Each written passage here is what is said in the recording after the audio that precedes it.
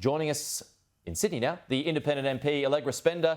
Allegra, good to see you. Thanks for your time this morning. So the political story of the day is the RBA and rate calls to be handed to a second board of experts. Transparency is going to be boosted with who votes what way. That's to be made public. Possibly decisions every 6 weeks instead of 4, plus more regular press conference. All of this to be confirmed by the Treasurer in the coming hours. But what are your thoughts on all of that? Look, I will wait to see further detail, but I think the principles of trying to improve, increase the rigour and governance of the RBA to make sure that it continues to be able to be a great institution, for Australian monetary policy, I think they're really positive.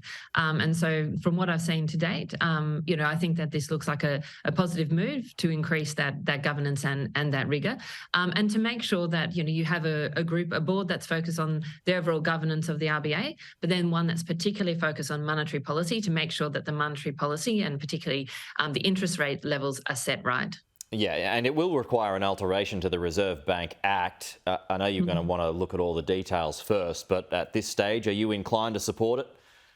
Look, from everything I've seen to date, I think I am inclined to support it. But as you say, the devil's in the details. So I look forward to reading that detail, when it comes out. Right. One thing I think is worth noting is that, for the last 10 years, the RBA, the board has taken the staff recommendations of for instance, the interest rates every single time for the last decade. And I think that does suggest that there's an opportunity to increase the rigour of discussion around with a monetary policy board on to say, are those recommendations right? So I really welcome this review, and I'll be reading it with a lot of interest.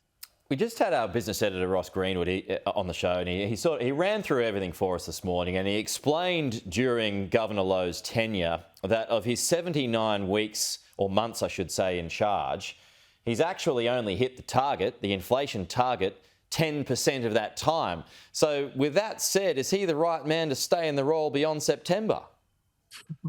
Look, I think that is going to be up to the Treasurer, and from my understanding, nothing in the report has said that that there are any adverse findings against Governor Lowe or the current board. So, I don't want to get too far into that. I think broadly speaking, the RBA has been doing a good job. I think there's a fair case to say that they probably held interest rates for too high in 2016 to 2018, and it's obviously they made a mistake in terms of their guidance.